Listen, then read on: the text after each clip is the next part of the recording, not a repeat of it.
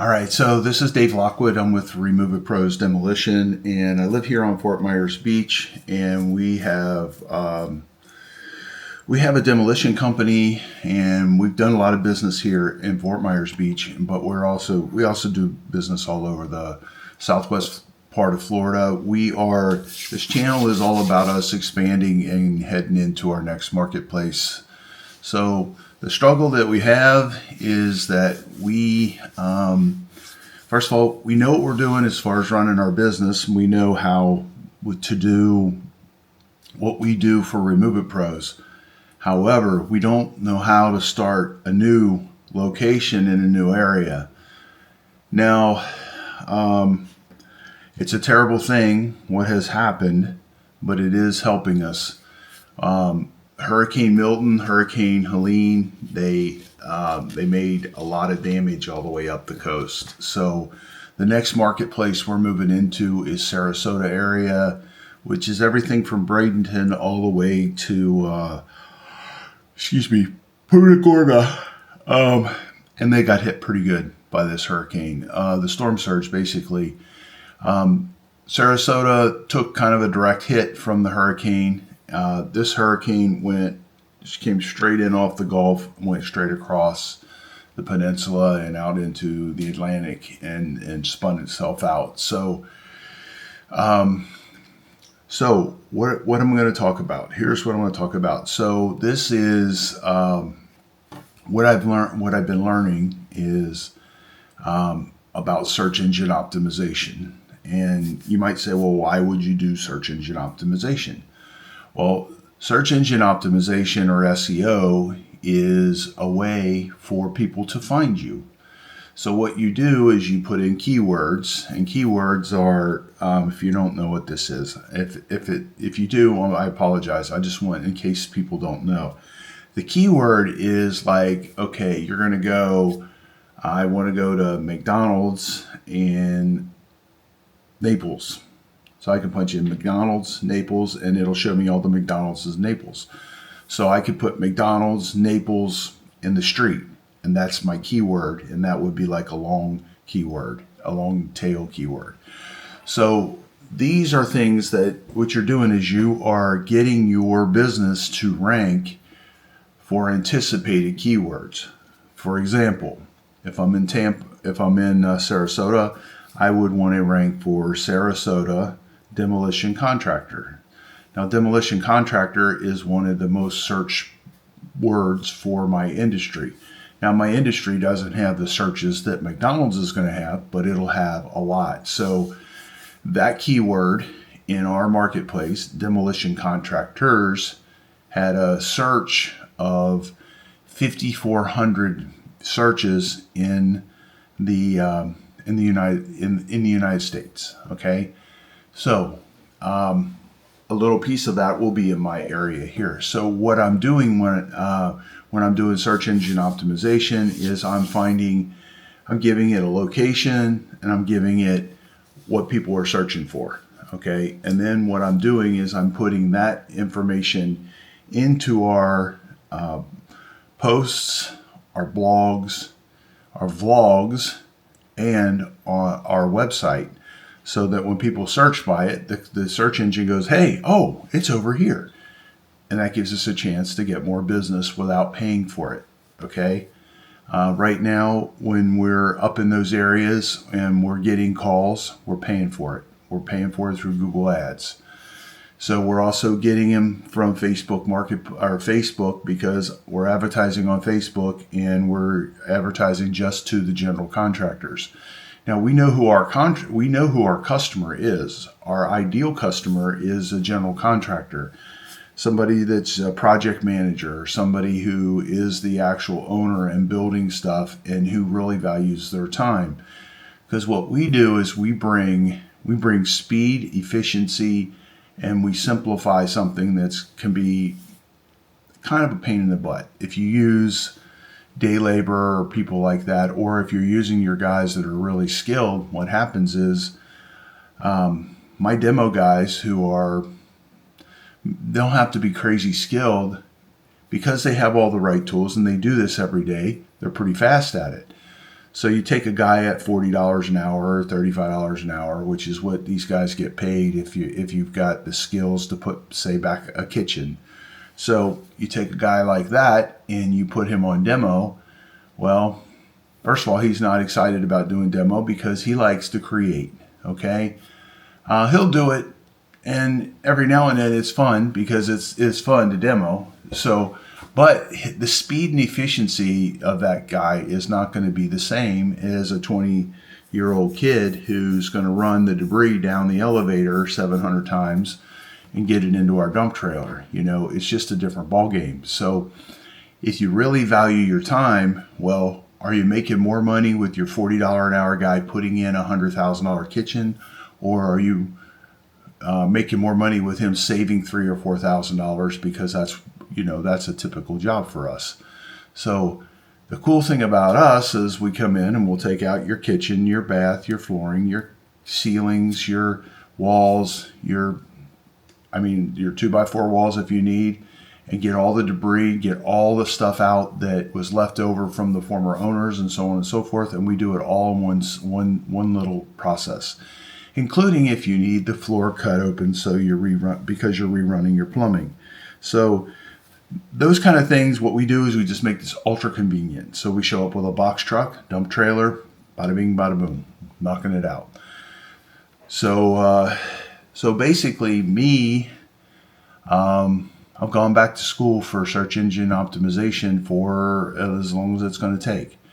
The next part of what we're doing here is we're growing our brand, and we're teaching and coaching people on how to do what we do. So we're starting this out with a junk removal book, and then I have a demolition book that we're writing right after that. So today, on my list of things to do is I have to get access to a Instagram, which I'm struggling with that big time. I was able to set up one yesterday and get it put onto our Opus Clips.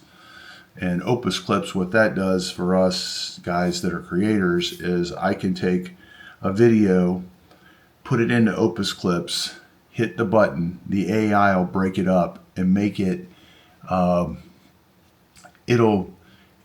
It finds things that are interesting, and then it will put a video together.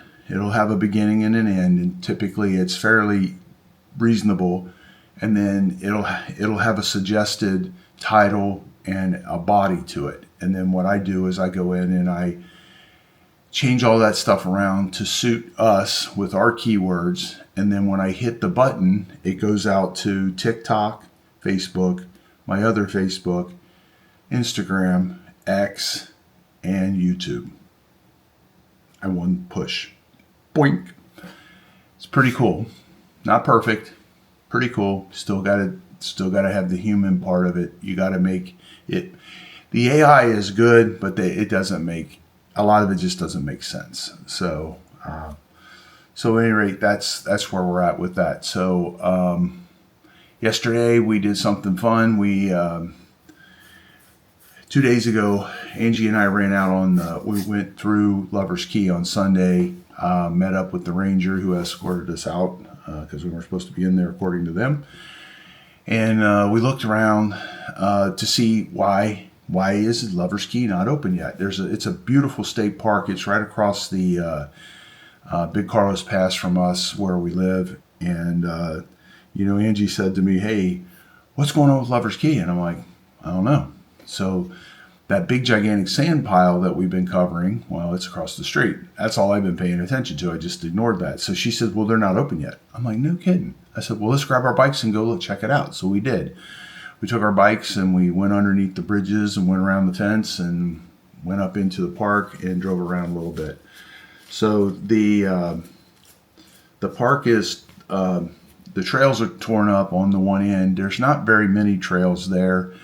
You could see there's been a lot of traffic in there, so they've been working on it.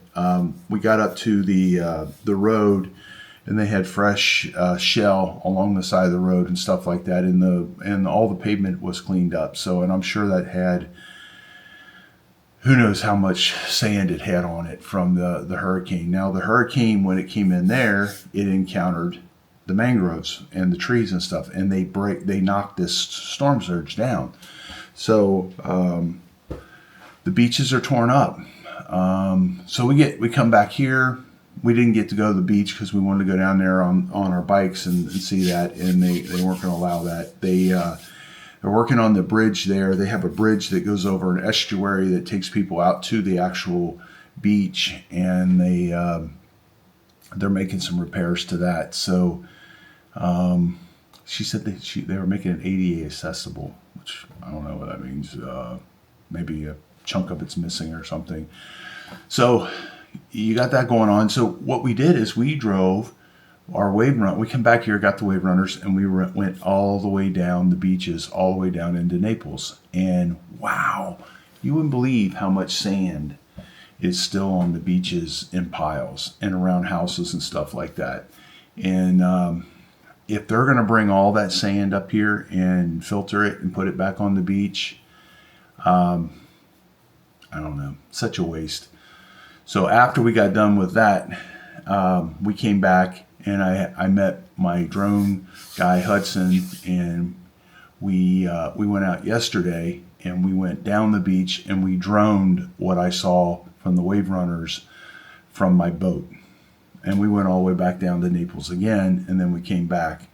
Then what we did when we got back here is him and I went down to the pile, and I wanted to explore and see how much are they really cleaning out of these piles. You know, how much debris is there really in these piles that would warrant us spending millions of dollars moving this stuff.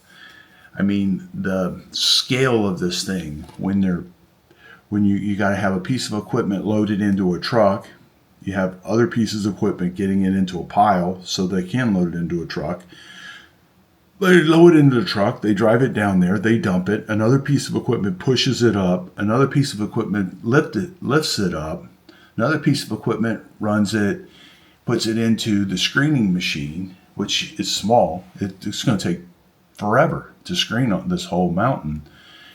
And then you have to put it back into a truck, drive it back to the beach, and have another piece of equipment moving around.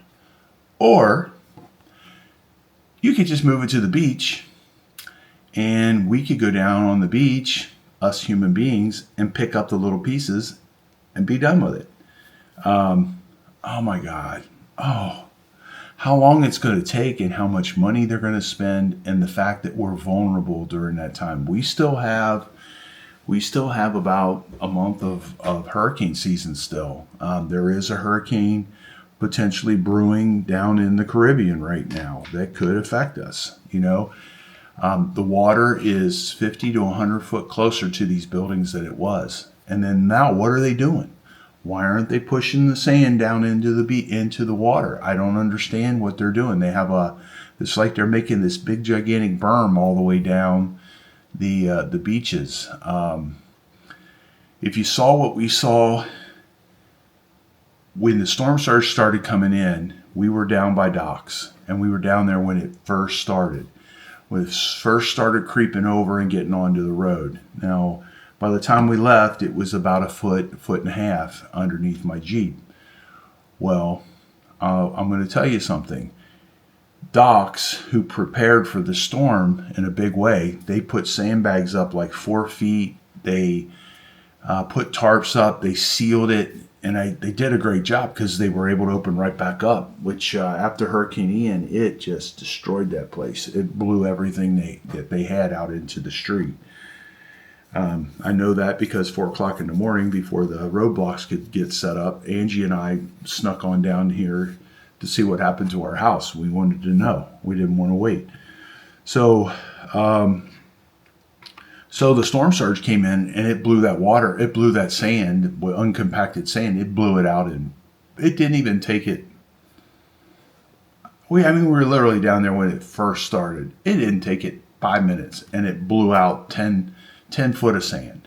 So if that sand isn't put back and compacted in such a way, it'd be better if they just put it back down, because the water will compact it. It'll get compacted that way, and they get it and they push the water back, 50 to 100 feet like they did, I don't know. And I'm not wanting to be critical. I'm just saying, hey, this doesn't make any sense. Why are we doing it this way? And I don't know what to think about it. I see a lot of the comments on our channel, and a lot of negative stuff, like you shouldn't be building on a barrier island and stuff like that. And I don't know about all that. So anyway, I love living here. I love riding my bike on the beach. I did it yesterday. I did a whole bunch of shorts, and it's just a wonderful life. 99% of the time. That 1% of the time, it sucks. But Helene almost got flooded. Milton barely got flooded. There was an inch in here in some places. Didn't even get up over my toe kick anywhere. And then there was a little moisture all over the floor. And we got in here pretty quick and we got it cleaned up. And the thing about mold and that, it grows fast, and I would be smelling it by now. So I kind of dodged the bullet on that. So it's Remove It Pros Demolition. This is our Remove It Pros Pure Entrepreneur site, and we got a lot of stuff coming your way. So thanks for watching, and I'll see you on the next video.